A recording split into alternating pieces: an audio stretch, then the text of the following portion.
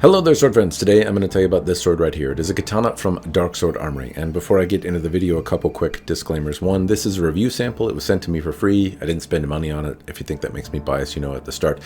Two, I study Japanese-style swordsmanship. I've done it for a minute. I've talked about swords on the internet for a minute. I've collected swords for a minute. It gives me some expertise, I suppose. But I don't fancy myself an expert. You should keep that in mind as you hear my babbles throughout the course of this video. The other bit that you should note is the intent here. So the idea is that I show you the close-ups and bits and bobs and fits and features of this sword, and it gives you some idea if it's worth your hard-earned money or not, which happens to be around about $500 for this particular sword.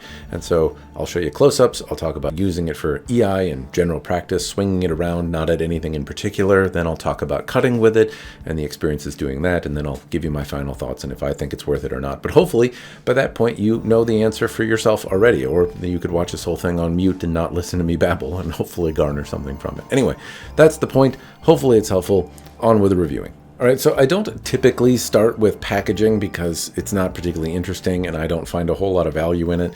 When factories give you nice boxes and displays and things like that, I would rather the value go into the sword because I have my own displays and I tend to just discard them anyway. But the package that came with this was reasonably nice, and it came with a cleaning kit and a stand and stuff that doesn't always come with a sword nowadays. So in the $500 price point, you should note that it came with this, well, in my mind, relatively nice. It's made out of a thicker wood than is customary. Not a lot of companies seem to provide this level of box. A lot of times there's like a silk or a brocade that goes around them, but it kind of goes over what feels like more or less balsa wood or cardboard or something like that.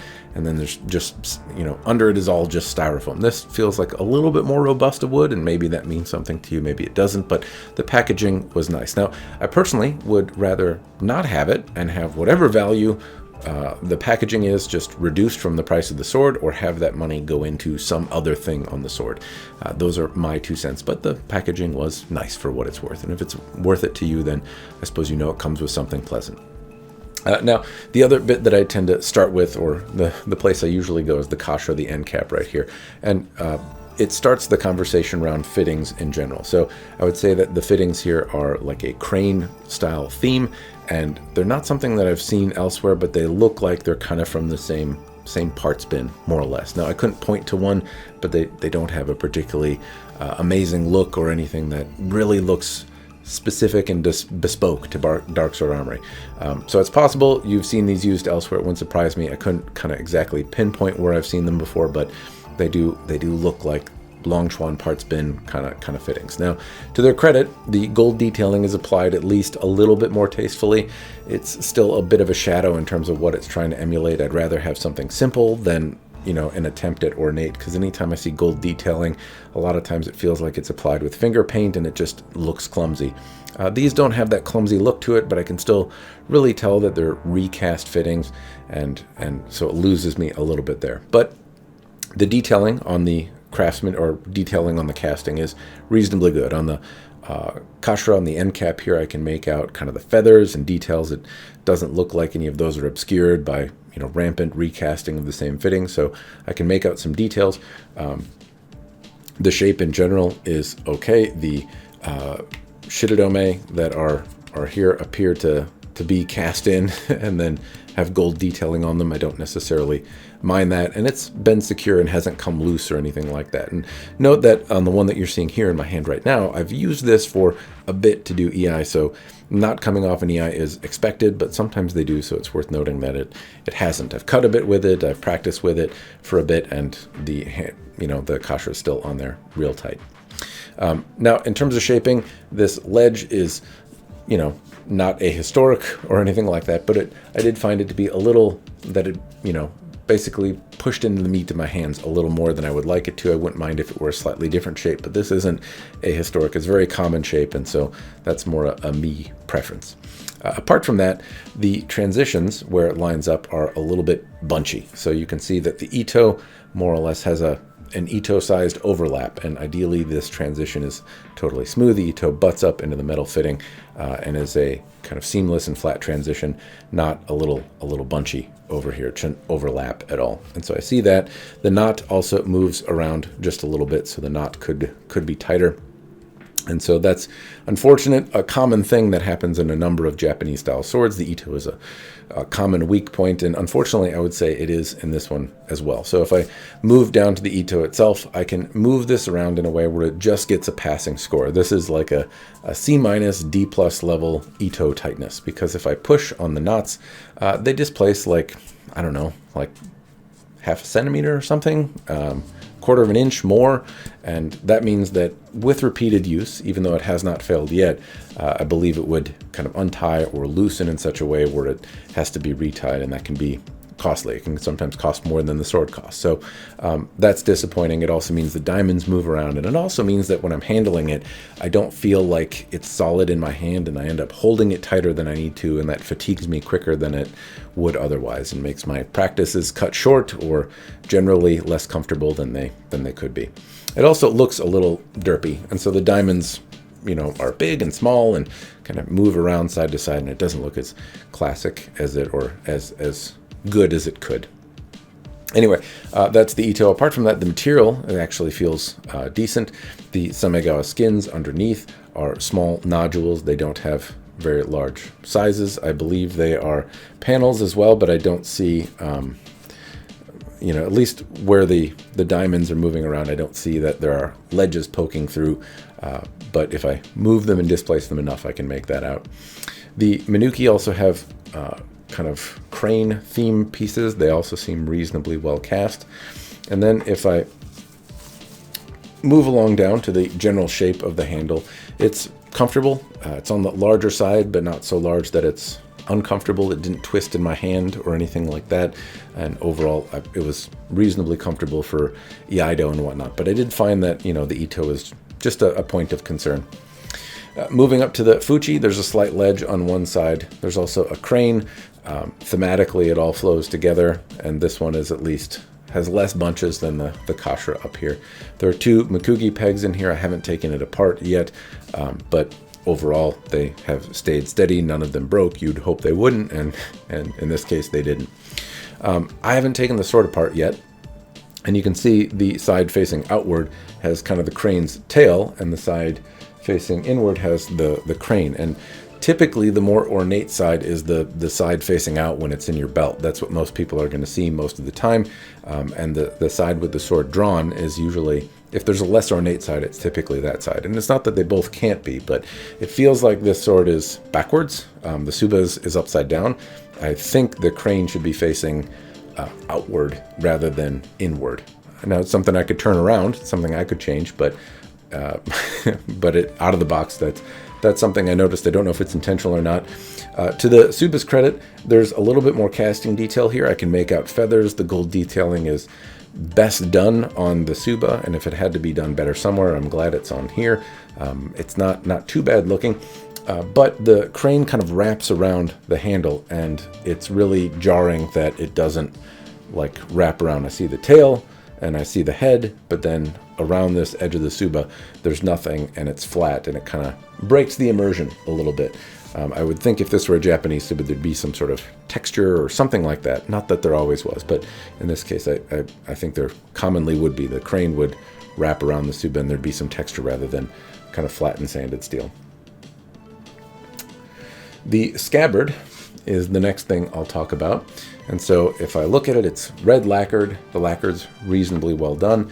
It has this, what looks like mother of pearl inlay on it, which is, you know, reasonably well done. It's a detail. I don't personally like it myself. It seems, I don't know, it seems a little bit more like Chinese curio cabinet than Japanese katana kind of thing, but that's a me thing. It's at least in there. It's reasonably well done in the sense that it, you know, there aren't any pieces falling out, but the detailing on the birds and stuff like that, the lacquer flows in places that isn't exactly crisp, and either Chinese or Japanese lacquer work is known to be like really detailed, so seeing the lacquer go in places that it shouldn't is jarring. Now, I also don't see what, you know, at least this kojiri on the end looks like it's painted wood and not horn, and then up at the top, it doesn't have horn. It has kind of the plastic ring wrap. So the kojiri at the end may have some sort of something on it, but I don't believe it's horn. And the kurigata is wood. I would rather skip this mother of pearl stuff and have horn kurigata, kojiri, and koiguchi up here. That would be my preferred place to spend money on the scabbard. There are shitadome though, and they are glued in. They don't move around. The sagio that came with it doesn't appear to be anything special. It's a black thing, but it's also not shoelace. It's a decently thick cord and decently long, depending on your style. You may prefer one or the other. You can always make them shorter, but you can't necessarily make them longer. And anyway, the point is the sageo is at least not like shoestring or anything like that. The sword fits in. The tension, at least, was pretty nice. Now, I've used this for a little bit. I can't say that it was too tight or too loose. It really was fit pretty well in terms of tension for practice, so I didn't have any problem. The habaki as well has a slightly different shape to it than what you see everywhere. It has at least some attempt to be different than the standard brass habaki, which is appreciated. Now, I've seen this style before, but I like it. It's not a bad thing. Unfortunately, there is a little ledge on the mune side here, so the habaki should actually stick out maybe a little further than the metal of the blade, and that's what I'm seeing here. So this is a cast piece that's fit on, and it's just not quite fit right. So this would mean that as you're drawing the sword, the steel is going to scrape a little bit, and the habaki's not quite fit as well as it could be, but it at least looks pleasant and is tensioned reasonably well. The blade, pointy stabby part here, is made of some sort of folded steel. It has a relatively bold hara on it, which is visible in just about any light. It has a pretty solid or deep etch on it, and it came off after I cleaned it a few times. It wasn't like as jarringly bold, and now it's a little bit more subtle, but still really bold. It's pleasant enough looking. It has a bohi that runs all the way up the length of the blade. It's terminated reasonably well and evenly, and it also has a really deeply etched hamon. So it's visible in any light. It's visible in the dark. It's visible from space. You can see the etching and hara and hamon on this blade really easily. Now, unfortunately, what that means is that it's very bold, but it takes away some of the detailing in the polish. In the event that this were done differently, you might be able to appreciate some more of the metallurgical effects in the hamon. Unfortunately, like the crystalline structures and all that kind of stuff are really made opaque, and you can't see them too well. And the hara is really bold and visible, but some of the other characteristics in the surface of the steel are, you can't see them as well through the etch. It's like a mirror polish, and then like a really bold etch here. So it almost has like a Damascus-y kind of look to it, rather than a Japanese hara that you might commonly see. But there are some other things to note about the blade. I'll put dimensions and all that kind of stuff in the description down below as well. It came out of the box very sharp enough to pop pool noodles apart, to cut tatami mats. I didn't have to do any sharpening or honing. It came really clean and sharp out of the box. It also has a quasi swollen kasaki over here, so the tip is a little wider, and what that means is that this sword, the bohi and the kasaki together, make it a pretty audible blade. So I can tell when I'm cutting well. I can tell if my edge alignment is good, and as a training tool, it's quiet. It does all the things actually reasonably well. Apart from the ito being a little bit loose, that was really the only real gripe that I had about it. I could use it, the tension in the scabbard as well. It drew relatively quietly. It cut reasonably well. It had a sharp enough edge. It stayed straight despite my sometimes bad cuts, and it was very audible, and I could tell if I had the edge alignment correct or not with my swing, and that made me able to correct things as I was practicing in class with it. So really the ito is the only complaint. I debate lacquering it or something like that, but I didn't do that. In this case, I wanted to see if it would fail during cutting or something like that, and at no time did it. It's progressively getting a little bit worse and could absolutely be tighter. Anyway, that is the gist on the sword itself, and I'll talk about now using it for EI. So, as I've noted, the only complaint that I really had was the ito kind of diminishing. The sword was not particularly loud. It drew and sheathed well. It'd be nice if it had bullhorn on it, or rather like a horn kojiri, koiguchi, kurigata. Particularly the koiguchi area, the mouth of the scabbard, it offers some additional potential resistance to cutting through the scabbard and into your hands. But overall, I thought that this was pleasant to use. I like that it was audible. It's not a light sword, but it's not too heavy. It's on the slightly more robust side, but I didn't find it to be derpy in the hands. It feels like I can start it and stop it and control it. And it has a thickness that makes me think it's not a dainty thing, but it's not like grotesquely overbuilt or anything like that. Now, that's the gist of EI. It's not good or bad. I mean, for $500, I can think of swords that I've enjoyed more for EI, but I can certainly think of swords that I've enjoyed less. And as a training partner, I enjoyed that it was at least very audible and easy for me to hear what was going on and when I was swishing correctly and when I wasn't. In terms of cutting, I cut a number of things. Water bottles, I cut tatami mats in class. I did a few different things with this sword, and I would say that it didn't do a lot of the work on tatami mats. So if I start there, which is not typically where I start, but if I start with tatami mats, it doesn't do the work for you. I had to swing, and I had to swing reasonably hard to make it through the tatami, or at least I felt that I did. And when I grip the sword really hard, I tend to swing really hard, and it's not necessarily doing me a lot of favors as I'm trying to do better at cutting. So that was a concern, but it made it through. I had some bad cuts, or really hard cuts. It didn't bend, it didn't twist. The sword is overall in one piece and seemed to still hold its edge really, really well, which you wouldn't be, you would hope it would on a straw mat. When I go to water bottles, though, and the reason I started from, usually I move from water bottles to tatami, I'm going backwards today. When I talk about the water bottles, though, I cut a number of them. Whoop-de-doo, it cuts water bottles, no surprise. But there was one cut that I did in particular where I cut through the neck of a bottle. I cut through the cap, through the neck, and it cut really, really cleanly and showed no edge damage whatsoever. There's no sign that I cut that water bottle. And usually if I cut through the neck of a water bottle like that, it wouldn't surprise me if I rolled the edge just a little, if I scratched the sword up, if there was some sort of chipping, because the neck of that bottle can be hard on swords. And in this case, there's no edge damage whatsoever. You would hope that would be the case. And in this case, it is. So the sword is reasonably well heat treated, made. It's not too hard. It's not too soft. It didn't bend when I was using it cutting, and it cut through all the targets that I'd had, some of them very cleanly and with, no damage that I was able to discern. So I wouldn't necessarily call any of the things that I did particularly abusive, but cutting through the neck of a water bottle wouldn't surprise me if I saw some sort of edge deformation, some sort of glinting, something like that. And I didn't see any of it. So well done on the sword. Anyway, that's all the things that I did with the sword. I used it for EI, I practiced with it for a while, I cut some water bottles, I cut tatami mats, I whacked it on the side of my stand. It didn't bend particularly easy, but as a differentially hardened blade, it absolutely will bend. It's not too hard to straighten out either, but it certainly can take a bend if you're smacking it on the side of a stand. And that's the extent of the things that I did with it. And so overall, do I think it's worth it or not? Now, at $500, no, personally, I don't. I do actually happen to think the fittings kind of grew on me a little bit. I don't necessarily mind the design, but I'd skip the detailing on the scabbard. I'd skip the box that it came with and put that value into the sword.